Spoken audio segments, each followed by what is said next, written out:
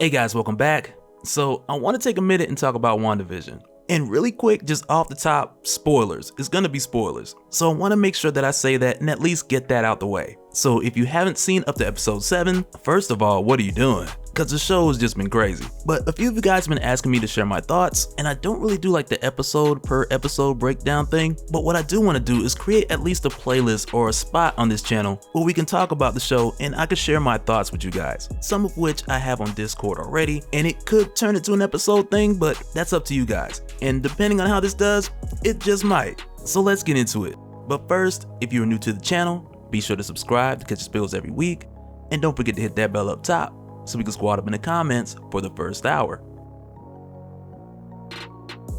Alright, so getting into the main topic for this video, it primarily revolves around the main reveal that we had got of Agatha Harkness, which everybody saw coming, but with the way that it was done, I gotta admit it still landed pretty nicely. And just straight off the top, I want to let you guys know that I laughed hysterically when she did her whole Addams Family style intro and ended it on the note that she killed Sparky. And I felt bad laughing, but I literally screamed, and I just needed to share that. But one of the things I was thinking since we started this conversation on Discord, but it's like now that we know that Agatha Harkness has been manipulating Wanda, like that we know, but why though?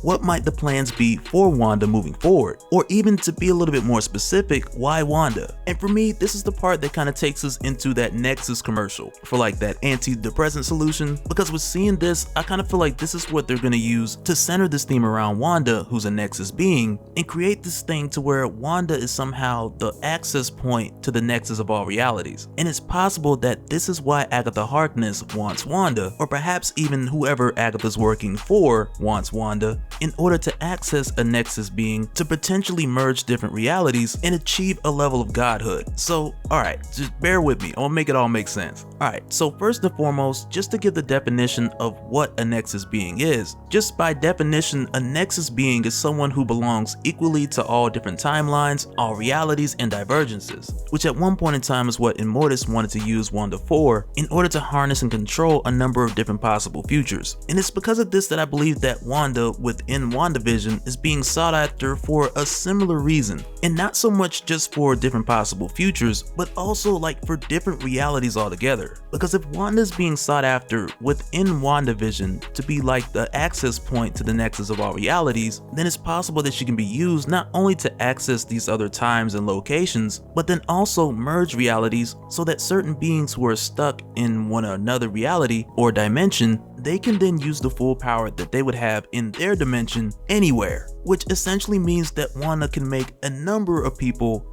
god level. And so before I talk about how exactly she could do it, I first want to talk about what the Nexus of all realities is, because on one hand, when you talk about alternate Earths and alternate timelines, collectively those build your multiverse, and within your multiverse you have locations which access other dimensions, but your groups of alternate Earths, they're separate from your different dimensions. So for example, with the multiverse, you have different Earths, whether it's the 616, the main universe, the 1610 Ultimates universe, Earth 295, your Age of Apocalypse, but these are all your alternate universes that make up the multiverse, and they pretty much scale 1 to 1 as far as their size, their physics, and like in general, they're literally alternate realities. But in the case of dimensions, these are all over the place, because to spread it out even a bit further, dimensions sit within different realms, and within those dimensions, other dimensions will exist as well. Like for example, you have your dream dimension, but within your dream dimension, you also have your nightmare dimension. But these locations go by a number of different rules, because unlike alternate Earths and futures which can be created through time travel, like if you go back in time, do something different and branch off a different reality, your different dimensions, they don't deal with the traditional construct of time like your multiple Earths, and neither can they be traveled to but by specific means, whether it's death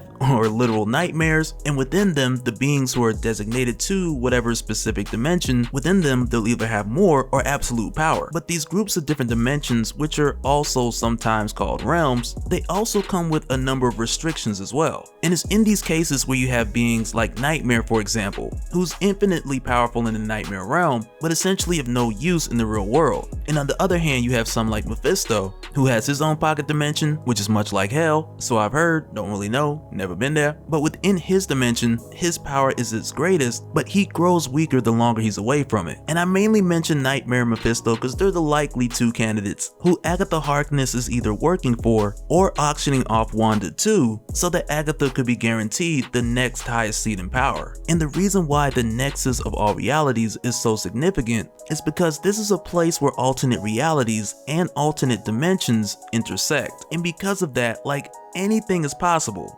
But from here to get into how exactly Wanda would be used to pull this off. And just as an example, we'd have to go to Ereshkigal, or at least I think that's how you say her name, because she had tried very much this same method back in your Quasar series, where she had accessed the Nexus of all realities, and with doing so, she then had to face the Congress of all realities, which at the time included Ren and Stimpy, Spawn, like, you name it. And matter of fact, I'm just gonna make that the title of the video. WandaVision introduces Spawn, episode 8 or 9.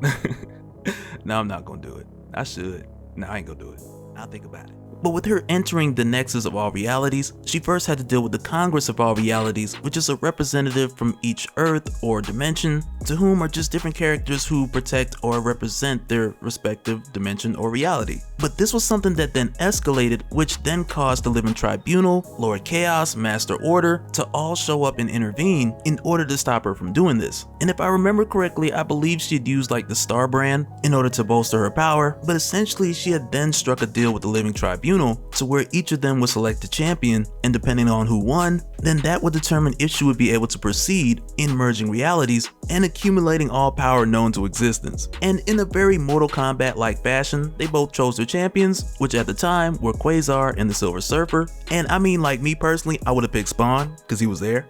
But needless to say, within this bout, Silver Surfer took the win because Quasar, he harnesses power with his quantum bands, while on the other hand, the Silver Surfer, he's the power cosmic, like, embodied. So Quasar drawing power from the Surfer in a fight just didn't work out too well. And as a result, Quasar just got lumped up. And after that, everybody from every reality just went back home and told their friends how Silver Surfer put the paws on them. But long story short, I believe that Wanda is potentially being looked after as a tool or a key in order to access the Nexus of all realities so that something of this scale could take place. And this could be the motive of Agatha Harkness herself, or she could be working for Nightmare or Mephisto, but I don't really believe Mephisto's coming in this early. Multiverse of Madness maybe, or perhaps even post Fantastic Four, but I don't think we'll see him in WandaVision. But regardless of whoever Agatha's doing this for, whether it's for herself or someone she's working for, or if she's doing the whole auction thing to every dark entity you can think of, who knows. But I will say, like, that quick little glimpse we got of that book, which might be the Darkhold, and it might be, it might not be, but it might be.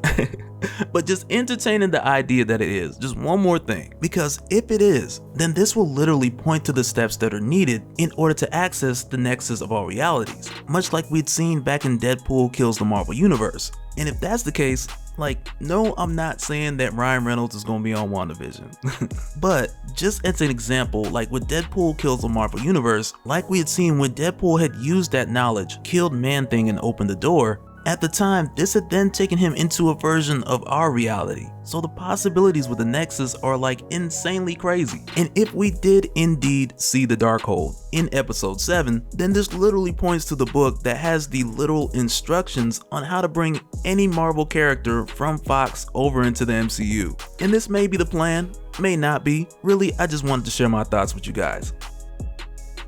And so now real quick, just want to give a special shout out to all the Patreons.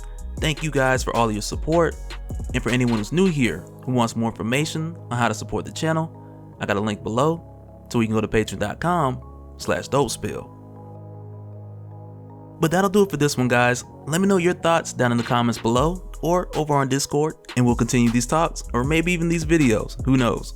That'll do it for this one, and I'll see you guys on the next one. Alright, later.